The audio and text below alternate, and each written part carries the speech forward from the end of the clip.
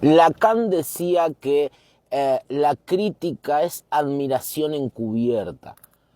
Y utilizando esta idea puntualmente, obviamente, ¿quién era Lacan? Y fue el maestro de Freud, de Sigmund Freud, ¿sí? Y utilizando esta idea que utilizó casi 2 libros, 2 obras literarias para desarrollarla bien profundo, pero es un análisis tan completo de lo que sucede hoy, para entenderlo hoy puntualmente en lo que tiene que ver con la religión en nuestro país, en Argentina. Y una metodología que, hay que decirlo con las palabras claras, eh, roza muy de cerca el robo. Y ahora te vas a dar cuenta por qué.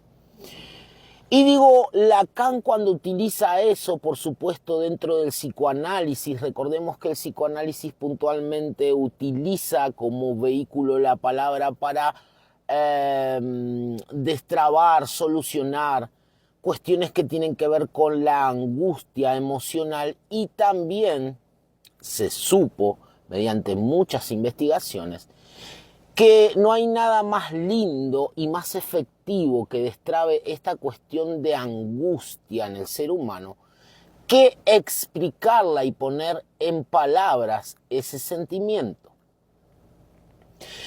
Esta idea de palabra podemos llamar y citar a Ferdinand Saussure cuando habla de la palabra como un código lingüístico y como una moneda de intercambio, es decir, en el intercambio hay algo ahí intrínseco en esta idea y en este concepto que quiere decir que la palabra, justamente como te dije hace un ratito, es un vehículo, es decir, transporta, contiene algo mucho más de lo que dice en sí la palabra.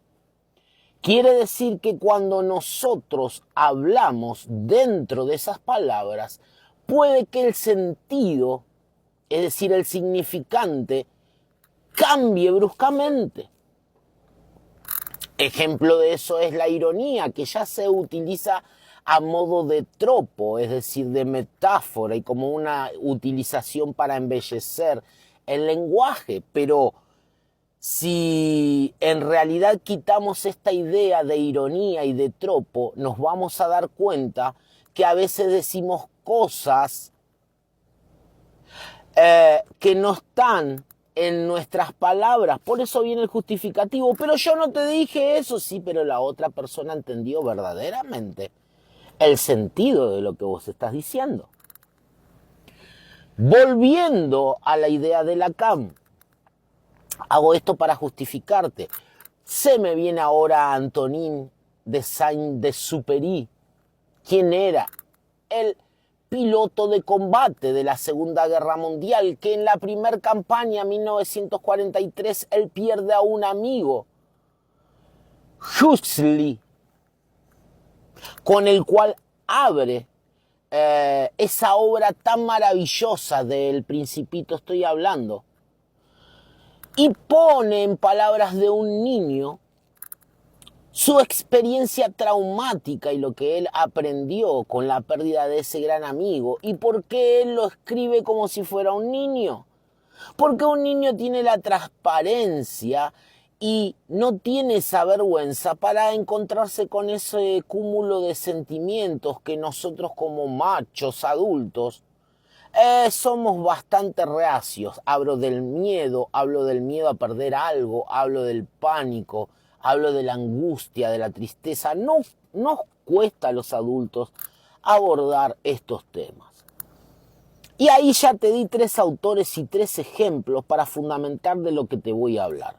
Lacan, cuando habla del concepto de admiración a aquel sujeto que criticamos o a aquello que criticamos, lo que está diciendo nada más y nada menos es de una metodología que se utiliza muchísimo en estos tiempos, que es tomar algo que admiro profundamente para robarlo, para copiarlo o para extraer todo eso, pero antes planeo una estrategia. ¿Cuál es? La crítica desenfadada y pública, la difamación casi irracional de eso que yo estoy admirando. ¿Para qué? Para delante de lo público, del resto, decir que yo no tengo nada que ver con eso.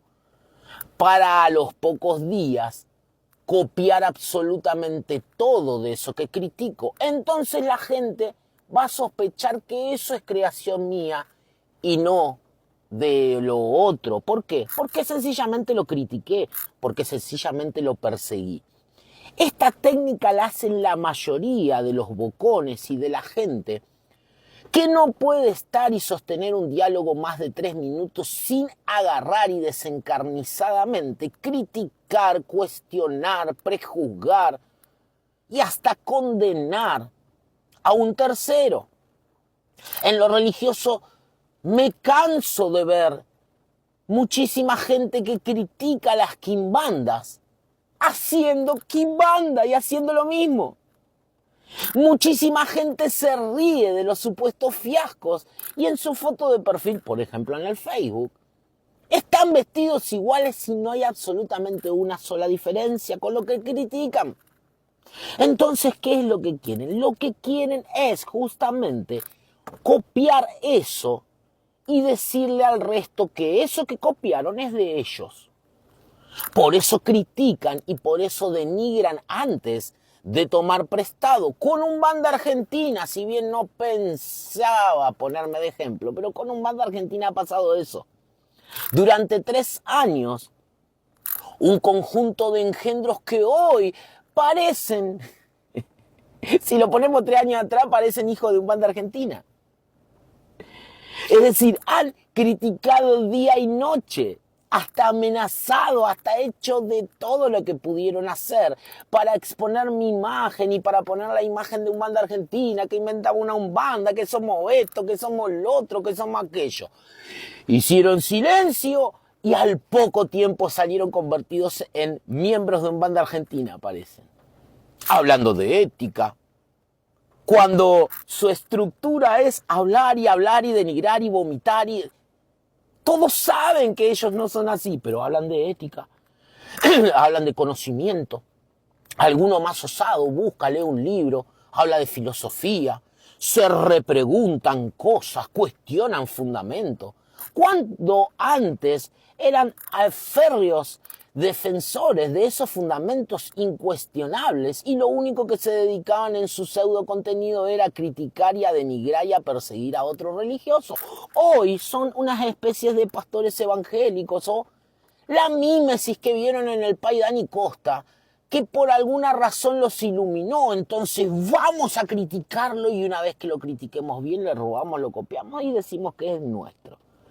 Obviamente cuando le vuelven a consultar sobre un banda argentina dicen, no, jajajaja, ese, como ayer escuchaba a un badulaque, ese norteño es parecido al norteño, jajaja. Se encargan de seguir sosteniendo eso como para que nadie nos demos cuenta que están copiando a un banda argentina. Un banda argentina desde hace 4 años y pico, cuando todos ustedes estaban sinceramente mostrándose como lo que son, es decir, cochinos, cerdos que se la pasan hablando y queriendo justificar su práctica religiosa, destrozando a los demás porque no pueden siquiera simular eso, incluso hoy copiando y jugándola de prudentes, de defensores, de gente seria, de gente bonita, de gente que no sabe cómo se pueden criticar entre uno y otro. En el medio de eso meten una crítica, toman un scratch, hacen... Entonces, estas cuestiones ya están estudiadas y están trilladas. Y pasa por un mecanismo infantil, de un robo intelectual, de un robo de personalidad, de un robo lisa y llanamente. Entonces, cuando te critiquen mi amiga, mi amigo, y cuando te cuestionen, y vos te preguntes por qué hacen eso, bueno, hacé silencio y míralo, porque lo más probable es que a los 20, 15 días, un mes al más tardar, los veas vistiéndote como vos, tiñéndote el pelo como vos, hablando como vos, y encima diciendo que todo eso es creación intelectual de ellos. Lacan lo dijo, Max Superi lo explicó, y Ferdinand Saussure nos dio más claridad sobre esto. Yo lo único que hago, te cuento a modo chusma.